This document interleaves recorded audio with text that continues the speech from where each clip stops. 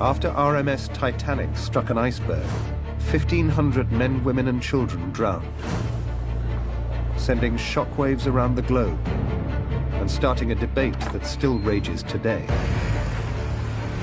Why did she steam at full speed into an ice field? And why did a supposedly unsinkable ship sink so suddenly? Now, a treasure trove of long-lost photographs has been unearthed. In the two photographs, the camera angle and position has changed significantly.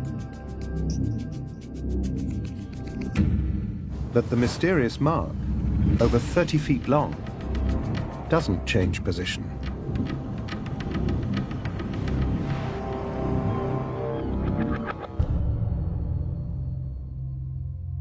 And if you blow the image up even more, and particularly that area, you will see that the top part of that black diagonal mark follows the line of the hull plating. Yeah. Which is very, very strange. And it just stops there, doesn't it? It just stops completely. Exactly. What you found is absolutely inexplicable. We were looking at the exact area where the iceberg struck, and we appeared to have a weakness or damage to the hull in that specific place before she even left Belfast. If the Titanic had been weakened in the very region where it would be struck by an iceberg, it could rewrite history.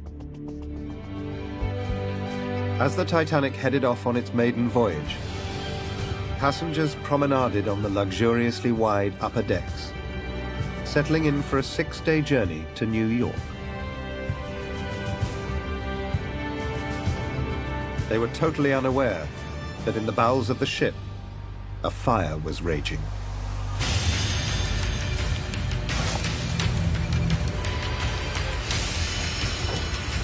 Despite the fire, the captain had steamed into open ocean.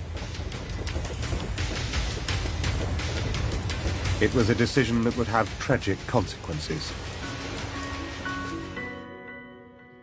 But then, after being denied 2 times, Thomas Lewis, the leader of the Firemen's Union, won the right to question his men. The first to be questioned was one of the replacement crew who boarded at Southampton, Charles Hendrickson. They asked Hendrickson, when did you start getting the coal out? First watch we did from Southampton, we started to get it out. they only began tackling the fire after the ship sailed. Bunker 10 held more than 100 tons of coal, only accessible via 2 hatches. The only way to deal with the fire was to shovel the burning coal into the engine furnaces. So they were moving the coal around while it was on fire into the boilers. Furnaces, yeah. 3 days into the voyage, Hendrickson and his team are still shoveling the burning coal. It took us right up to the Saturday to get it out.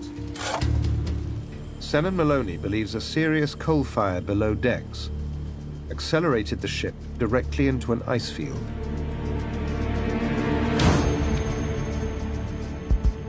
At 11:40 p.m. on the 14th of April 1912, 400 miles off the coast of Newfoundland, the Titanic struck an iceberg.